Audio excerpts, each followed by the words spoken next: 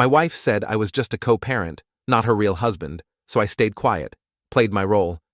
And I had a move that shattered her illusion of control.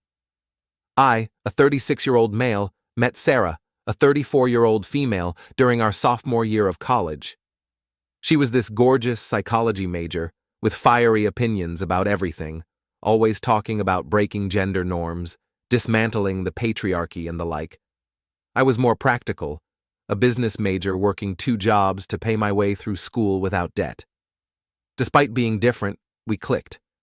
I found her passion attractive at first, and she seemed to appreciate my stability. We dated through college, moved in together after graduation, and got married at 27. We had twins, a boy and a girl, Ethan and Emma, at 29. After college, I landed a job at a financial firm. I worked my ass off, putting in insane hours, staying late, and bringing work home on weekends, the whole deal. Eventually, I made senior portfolio manager. It was good money, but exhausting. Meanwhile, Sarah bounced between careers. She started in HR, quit to try marketing, then decided to be a freelance writer focusing on women's issues. That last one never actually made money, but she insisted it was her passion and that I should support her dreams. Her blog became her identity. It was all about empowering women to break free from societal expectations and recognizing toxic relationship patterns. The irony of this will become clear soon. While I was building my career and supporting our family, she was busy going to networking events, women's circles, and running her blog that maybe 50 people read. I don't want to sound bitter, but looking back, I was handling most of the household stuff too, getting up with the kids, making breakfast, helping with homework, and attending school events. Not because I was some amazing dad, but because someone had to do it, and she was always too busy finding herself. So that's where we were when this all went down, me working 50 to 60-hour weeks, handling most of the parenting. While she built her brand and complained I wasn't emotionally available enough, it all happened on a completely normal Tuesday evening. Nothing special about the day. I had just put the twins to bed after working a 12-hour day. I was exhausted, but had managed to help Ethan with his science project and read Emma her favorite story before they fell asleep. I came downstairs and found Sarah in the kitchen, rinsing a plate at the sink. I was thinking about maybe watching an episode of something together before bed, one of the few activities we still shared. That's when she just dropped it on me. "You're nothing more than a co-parent to me, Tom, not my real match." Gut punch. You know that feeling when all the air leaves your body at once? This was worse, way worse.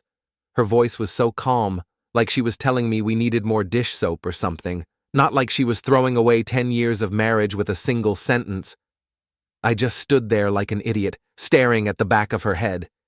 She didn't even turn around, just kept washing that stupid plate like nothing had happened. "So that's how you see me?" I managed to say. My voice sounded weird, like it belonged to someone else. She shrugged, literally shrugged, and said, "I think we both know this hasn't been a real marriage for a long time. You don't challenge me intellectually. You don't really get what I need as a woman in today's world." The worst part wasn't even what she said, it was how she said it. No emotion, no regret, nothing. Like I was just some random dude she had to deal with because we happened to have kids together, not the man who'd spent the last decade supporting her. Through 3 different career changes, who paid for her finding herself retreats, who kept the household running while she worked on her blog that never made a single dollar. "I want a partner who can match my energy and understand my journey," she continued, finally turning to face me.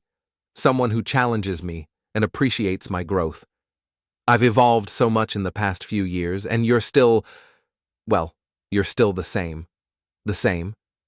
I had gone from entry-level analyst to senior portfolio manager. I had learned to be a father. I had supported her through every whim and passion project. But apparently, that wasn't growth. "I'm not saying we need to end things," she added, seeing my expression. "The kids need stability. We can still co-parent effectively. I just think we should be honest about what this relationship really is." She said it like she was doing me a favor, like her honesty was some gift I should be grateful for, like telling me I was nothing more than a glorified babysitter and ATM was an act of kindness. I didn't explode, didn't cry, didn't beg. I just nodded and said, "I see." Then I walked out of the kitchen. I heard her call after me, "Tom, Aren't we going to talk about this? But what was there to talk about? She had made her position crystal clear. That night, I couldn't sleep. I just lay there, staring at the ceiling, replaying the last few years in my head. When did it happen? When did I become nothing to her? The signs were all there. I was just too stupid, too busy, or too in denial to see them. The way she used to light up when I walked in the room? Gone. Those random texts during the day with stupid jokes or songs that reminded her of me? Gone. The touches, the real kisses, not just the automatic peck on the cheek? All gone. When was the last time she actually asked about my day and really listened? Not just that how is work people say when they're going through the motions. When was the last time she had gone out of her way to do something nice for me? When was the last time she defended me when her friends started talking about their husbands, grouping me in with them? I started thinking about how often she was on her phone around me, always scrolling Instagram, sharing posts about outgrowing people and the courage to be authentic, always tagging her posts with phrases like, "Know your worth," and "never stop growing." Meanwhile, I was the one who got up with the kids when they had nightmares, made their lunches, took them to soccer practice, and helped them with math homework, all while working 50+ hours a week. Her smiles, her real excitement, her energy. It was all saved for other people now. Her progressive friends who were always telling her she deserved more. Her life coach who charged $200 an hour to tell her she was settling. The women in her online communities who validated every selfish thought she had. Anybody but me. I'd been telling myself she was just stressed, tired, or busy with life, making excuses because I couldn't face the truth. But now, I couldn't ignore it anymore. She hadn't fallen out of love overnight. She'd been showing me for years that I was nothing more than a convenience to her. I just didn't want to see it. The worst realization came around 3 a.m. I had spent years trying to make her happy, worked harder, helped more, tried to support her dreams, all while she moved the goalposts and found new reasons I wasn't enough. No matter what I did, it would never be enough, because she had decided I wasn't enough. It wasn't about my actions, it was about her perception. And that's when I decided I was done trying. The next morning, I got up before her, as usual, made breakfast for Emma and Ethan, and packed their lunches, all that dad stuff. When Sarah came down in her silk robe that I bought her for our anniversary, I didn't say anything. I didn't ask how she slept, didn't comment on the weather, nothing. She noticed, kept glancing at me like she was waiting for something, probably thought I was going to beg her to love me or some pathetic crap like that, maybe apologize for not challenging her intellectually enough or promise to be more invested in her journey. But I was done. If she saw me as nothing more than a CO parent, then fine. That's exactly what I'd be. Nothing more, nothing less. "You're quiet this morning," she finally said, trying to sound casual. I just shrugged. Got a lot on my mind. Work stuff. "Do you want to talk about what I said last night?" she asked, leaning against the counter with her coffee mug. "I think it's important we get on the same page." "We're on the same page," I replied, not looking up from making Ethan's sandwich. "You were very clear." "Tom, I wasn't trying to hurt you," she said, her voice taking on that condescending tone she used when she thought she was being emotionally intelligent.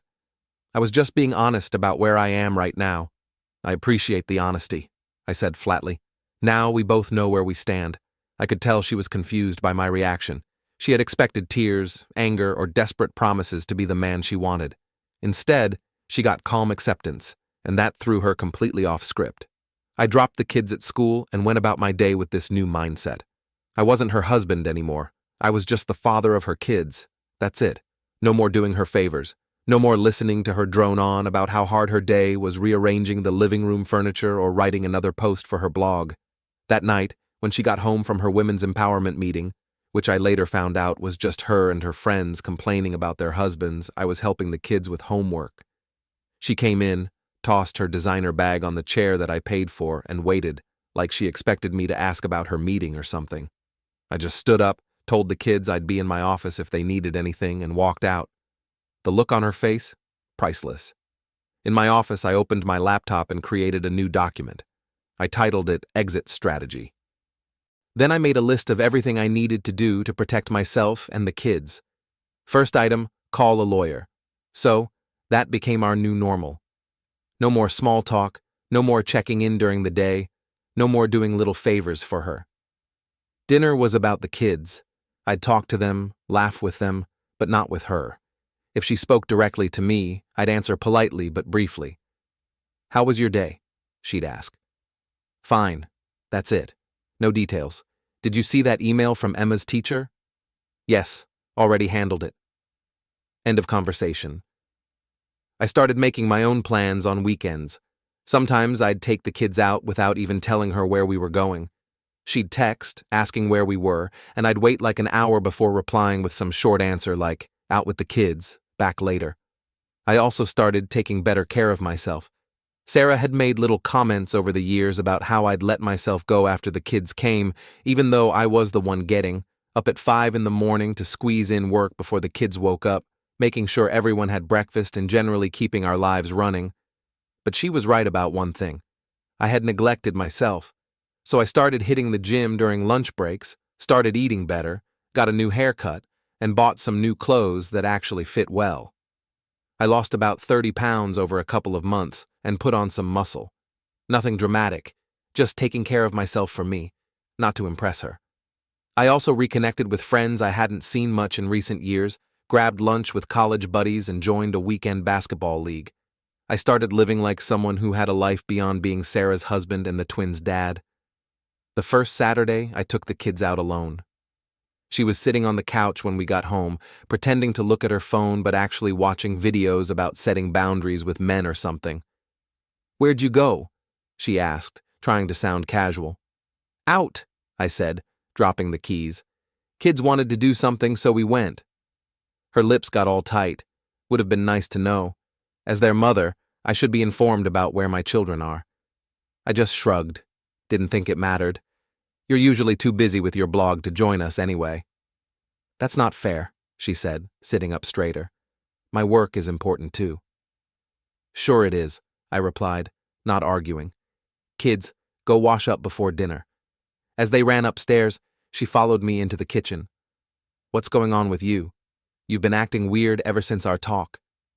"Nothing's going on," I said, pulling out ingredients for dinner. "Just being a CO parent, like you wanted." "That's not what I meant, and you know it," she said, crossing her arms. I looked at her directly, for the first time in days. "What did you mean, Sarah? Because you're nothing more than a co-parent to me seems pretty clear." She huffed. "I meant that our relationship has evolved. That doesn't mean we can't still be partners in other ways, right?" I nodded. Partners, like roommates who share kids, got it. That was the first crack in her perfect little plan. She thought she could emotionally check out of our marriage, treat me like an ATM and a babysitter, but still have the benefits of a husband when it suited her. She was starting to realize that wasn't how it worked. Meanwhile, I had my first consultation with a lawyer. I didn't mention it to Sarah, of course. I just wanted to know where I stood legally. To my surprise, the lawyer thought I had a good case for at least 50-50 custody, possibly more, given my involvement in the kids' lives. She advised me to start documenting everything. Every school event I attended that Sarah missed, every doctor's appointment I took the kids to, every time I was the one helping with homework. So that's what I did. I created a detailed log with dates and times. I saved emails from teachers addressing questions to me rather than Sarah, because they knew I was the responsive parent. I kept track of everything, just in case. I also started putting aside money in an account Sarah didn't know about. Not hiding assets, everything would be disclosed during a divorce if it came to that, but making sure I had financial resources that were just mine. The lawyer assured me this was legal as long as I wasn't using joint funds or hiding money that should be considered marital property. It took a while, but Sarah started to notice the difference. She'd try to start conversations about her day or something profound she read online. I'd just nod or give one-word answers. She tried wearing sexier outfits around the house, too. Too little, too late. I also noticed how she suddenly started caring about things I was doing. When I mentioned to the kids I was thinking about taking them skiing in the winter, she piped up. "That sounds fun. I've always wanted to learn to ski." I just nodded and continued my conversation with Emma and Ethan, completely ignoring her attempt to include herself. One night, about 6 weeks into this new arrangement, I was reading a book on the couch when she sat down next to me, closer than she had in months. "You've lost weight," she observed, her eyes scanning me up and down. "Yep," I replied, not looking up from my book. "You look good," she said, her voice dropping a little. "Really good, thanks." Still not looking up. "Tom," she said, placing her hand on my arm, "can we talk? I feel like there's this wall between us lately." I finally looked at her. "What do you want to talk about?" "Us," she said, looking relieved that she'd gotten my attention. "I feel like you've completely withdrawn from me." "I'm just respecting the parameters you set," I said calmly. "You made it clear what I am to you. I'm adjusting accordingly." "I think you misunderstood what I was trying to say," she backpedaled. "I never meant that I don't care about you or that I don't value our relationship." I closed my book. "What did you mean then when you said I'm nothing more than a CO parent to you? What possible interpretation of that should I have taken?" She faltered. I was trying to be honest about feeling disconnected. I didn't mean it should stay that way forever.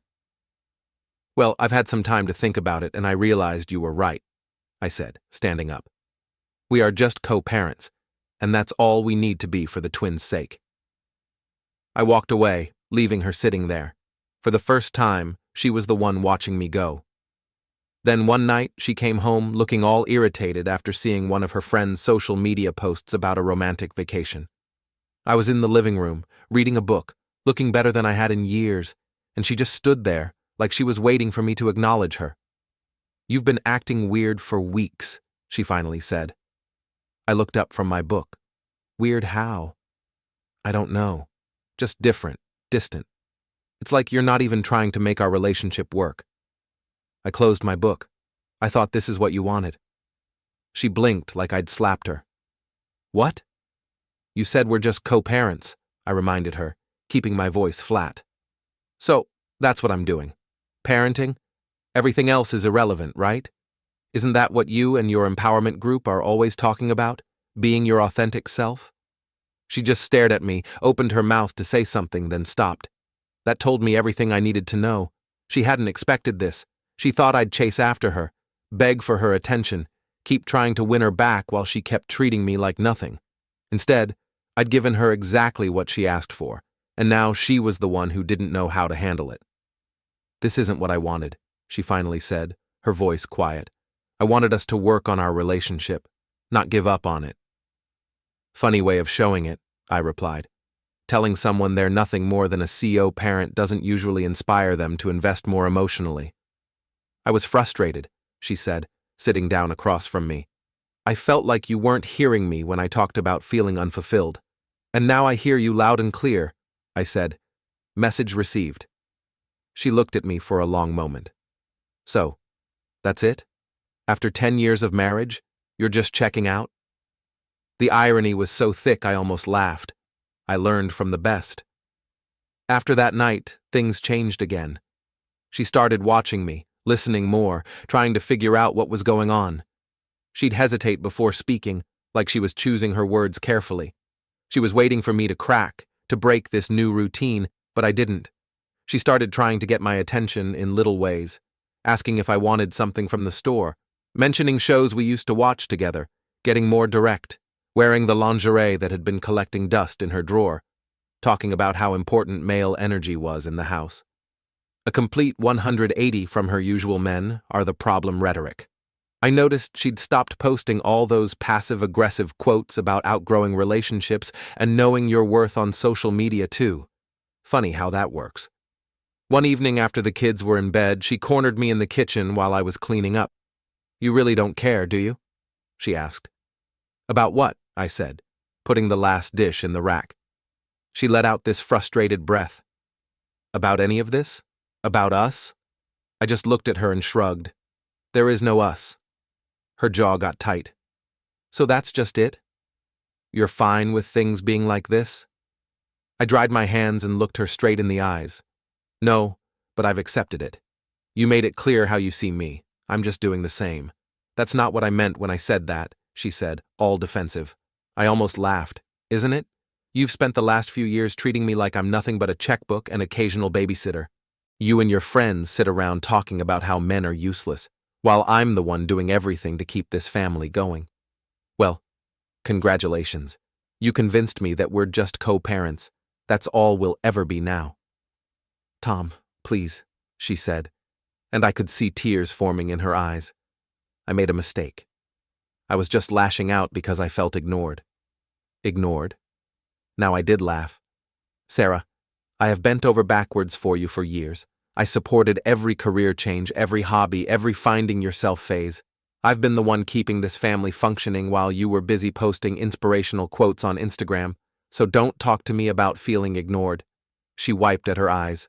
I know I've made mistakes. We both have. But don't we owe it to ourselves, to the kids, to try and fix this? The time to fix it was before you decided I was just a CO parent, I said. You don't get to downgrade someone and then be surprised when they stop treating you like a priority. She wanted to argue but couldn't. She knew I was right. She'd been the one to kill whatever we had. She'd spent so long convincing herself I was just playing a role in her life that didn't matter. And now that I'd stopped trying, now that I'd de-removed myself emotionally, she was realizing what that actually meant. She expected me to chase her, to fight for a place in her life she'd already written me out of. But when I didn't, she was the one feeling the distance. Over the next few weeks, her efforts to reconnect intensified. She started cooking my favorite meals, asking about my day and actually listening, offering to take care of the kids so I could have me time, suggesting date nights, initiating physical contact. But it was too late. I couldn't unsee what I'd seen. I couldn't unfeel what I'd felt when she so casually dismissed our entire relationship. Every time she tried to get close, I remembered her words, her tone, the way she couldn't even be bothered to turn around when she told me I was nothing to her. The final straw came when I overheard her on the phone with one of her friends. I don't know what to do, she was saying, voice low. He's completely different. It's like he flipped a switch. No, that's the thing, he's not even angry. He's just gone, emotionally gone. I know, I've tried everything. Of course I apologized. Well, I said I was just frustrated and didn't mean it.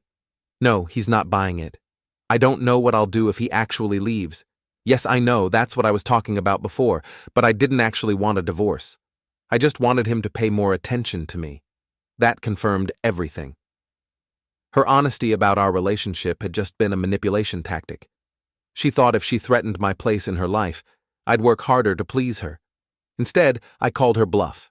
And now she was panicking. I stepped away before she could see me. I didn't need to hear more. I already knew what I had to do. After 3 months of this new reality, I decided it was time for the final move. No need for drama or big emotional scenes, just clarity and the ultimate mic drop. One night after the kids were asleep, I sat across from Sarah at the kitchen table with a manila folder. We need to talk, I said. She looked up from her phone, maybe even looking hopeful. Yeah, I want a divorce. I expected something. Anger, resistance, tears. I don't know. But what I got was silence. She just sat there staring at me, like she couldn't process what I'd said. When she finally spoke, her voice was quiet. Are you serious? I nodded, then slid the folder across to her. What's this? She asked, opening it slowly. Divorce papers, already filled out, and a few other things you should know. Inside was not just the divorce paperwork, but statements from our accounts. While she'd been busy finding herself, I'd been quietly preparing. I'd moved 75% of my recent bonuses to accounts she didn't know about. I documented every time she'd chosen her self-care over the kids. I had records of all the times I was the one who showed up for school events while she was at her retreats. Most importantly, I had a letter from my lawyer explaining that, given my income and the custody arrangement I was proposing, me with primary custody, she would likely be paying me child support, not the other way around. Her face went white. You can't be serious. The courts always favor the mother. Not when the mother has barely been present, I said calmly. I've been documenting everything for months. The kids' teachers know me, not you. I'm the one who takes them to doctor's appointments. I'm the one who helps with homework. You're too busy with your blog and your journey to be a present parent. And it's not you. But, I need time to figure things out, she stammered. You know my blog is about to take off. My life coach says I'm on the verge of a breakthrough. Yeah, you've been saying that for 3 years now. Meanwhile, I've been promoted twice and saved enough to put the kids through college. What exactly have you contributed besides Instagram posts about how oppressed you are? Her eyes filled with tears, real ones this time. Not the fake ones she used whenever I wouldn't buy her something she wanted. Tom, please, we can work this out. I didn't mean what I said that night. I was just frustrated. I leaned back. Why now? The thought of losing your meal ticket finally sinking in? It's not about the money, she protested. I love you. I've always loved you. That almost made me laugh. You haven't looked at me with anything but contempt for years. Until I stopped giving a damn, suddenly you care. Please, Tom, think about the kids, she pleaded. They need both of us together. They need parents who respect each other, I corrected her. And you've made it clear you don't respect me. You've made it clear I'm just a co-parent to you. So that's what we'll be, so parents, separately. I'll fight this, she said, her tone shifting from pleading to threatening. I'll get a lawyer. I'll tell them you've been planning this for months, hiding money. Go ahead, I interrupted. Everything I've done is legal. I've consulted with 3 different lawyers to make sure of it. And by the way, that threat you just made, I recorded it. I tapped my phone, which had been sitting on the table the whole time. One-party consent state, threatening to make false claims during divorce proceedings. Doesn't look good in court. Her face crumpled. She knew she was beaten. The next few days were pathetic. She tried everything, crying, begging. Suddenly, she was the perfect wife, cooking dinner, asking about my day, trying to get me to sleep in our bed again. I'd been in the guest room for weeks. She even told her feminist friends to go to hell when they started in on their usual man-hating. One of them called to ask if I'd done something to her because Sarah had defended me so aggressively. The final blow came when I took the kids to meet with the real estate agent about selling the house. Sarah wasn't included in the meeting when she found out she completely lost it. You can't sell our house without me, she screamed. Actually, I can, I said calmly. Check the deed. It's in my name. Your credit was too poor to be on the mortgage, remember? Because of all those credit cards you maxed out on self-care. I showed her the deed. Her name wasn't on it. We had talked about adding her after her credit improved, but she had never gotten around to sorting out her finances. She collapsed on the couch, sobbing. What am I supposed to do? Where will I go? I shrugged. Not my problem anymore. We're just co-parents, remember? And barely that, considering how little parenting you actually do. A week later, she showed up at my office, begged me to reconsider, said she'd do anything, couples therapy, quit her blog, get a real job, whatever I wanted. It's too late, I told her. You decided I wasn't worth loving years ago. You just didn't expect me to eventually agree with you. The divorce proceeded quickly. Sarah didn't contest it. She couldn't afford a lawyer who could match mine, and she knew the evidence wasn't in her favor. The judge awarded me primary physical custody, with Sarah getting every other weekend and 1 dinner visit per week. The look on her face when the judge announced his decision was something I'll never forget. Pure shock. She had been so convinced that being a mother automatically meant she'd get the kids, regardless of her actual parenting. Reality hit her hard. As for the house, it sold for more than I expected. I used my portion to buy a nicer place closer to the kids' school, 3 bedrooms, a big backyard, a proper office where I could work from home some days to be more available for the twins. Sarah ended up in a small 1-bedroom apartment across town. She had to get a real job for the first time in years, some entry-level admin position that barely covered her rent. Her blog remained a hobby that no one read. The first time she dropped the kids off after her weekend with them, I saw her looking around my new house with envy. It was everything she had wanted: open floor plan, modern kitchen, the works. But it wasn't hers anymore. The kids seem to like it here, she said, trying to sound casual. They do, I confirmed. They've each got their own room, and there's a park down the street. She nodded, shifting awkwardly. Listen, Tom, I've been thinking a lot about everything. I made a huge mistake. The biggest mistake of my life. I took you for granted, and I'm paying for it every day. I just looked at her. Yes, you are. Is there any chance at all that we could try again? For the kids? For us? Her eyes were pleading. I shook my head. There is no us, Sarah. Remember, we're just co-parents now. That's all we'll ever be. The words hit her exactly as they had hit me all those months ago. I watched the hope drain from her face, replaced by the realization that she had done this to herself. I'll pick them up Wednesday for dinner, she said finally, voice hollow. 6 p.m., I confirmed. Don't be late. I closed the door and turned back to my kids, my home, my life, a life that was finally mine again, 2 years since the divorce.